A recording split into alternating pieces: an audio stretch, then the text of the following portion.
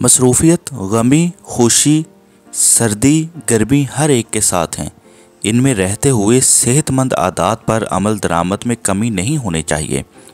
खुश खुरम और खुशहाल ज़िंदगी गुजारने के लिए सेहतमंद आदतों की सख्त ज़रूरत होती है। ये आदतें फितरत के ऐन मुताबिक होती हैं और जिस्म की ज़रूरतों को पूरा करती हैं। बाज़ लोग रात को देर से सोते हैं, सुबह दिन चढ़े उठते हैं, जी भरकर चाय पीते हैं, पैदल चलना गुनाह समझते हैं और किसी तरह की वर्जिश करना भी ज़रूरी नहीं समझते, लेकिन इसके बावजूद कुदरत से सेहतमंदी और तंदुरुस्ती की तवक्को भी रखते हैं।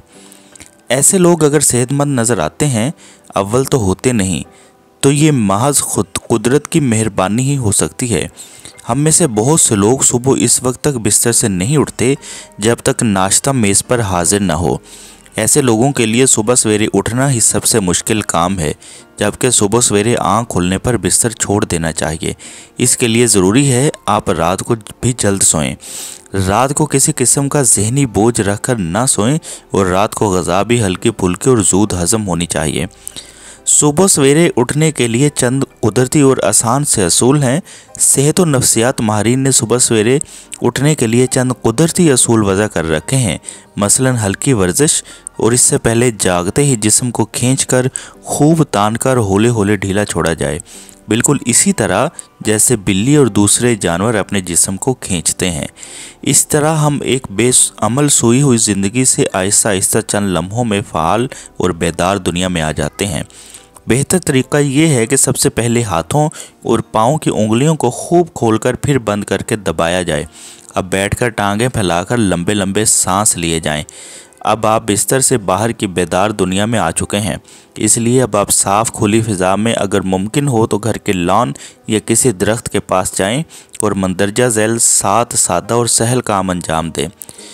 खूब लंबे लंबे और गहरे सांस लीजिए और आहिस्ता आहिस्ता हाथों को कोहनियों तक खूब ऊपर की तरफ जुम्बश दें और फिर इन्हें आगे पीछे हिलाएं। गर्दन को दाएं बाएं ज़रा सख्ती से मोड़ें।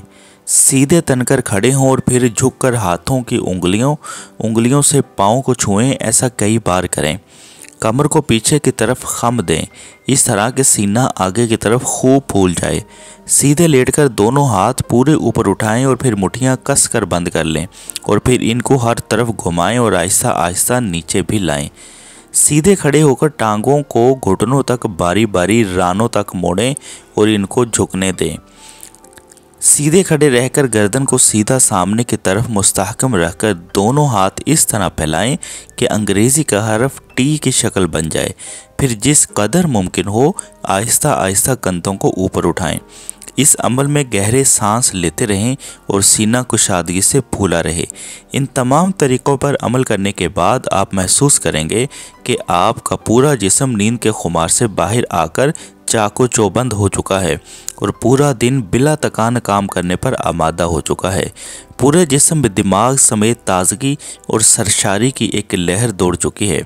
इससे आपके अंदर खुद एतमादी पैदा होगी। इससे आपका अल्लाह पाक पर एतमाद भी पैदा होगा और आप अपने आप को चुस्त चाको चौबंद महसूस करेंगे और सारा दिन आपका बिल्कुल ज़बरदस्त और फ्रेश गुजरेगा।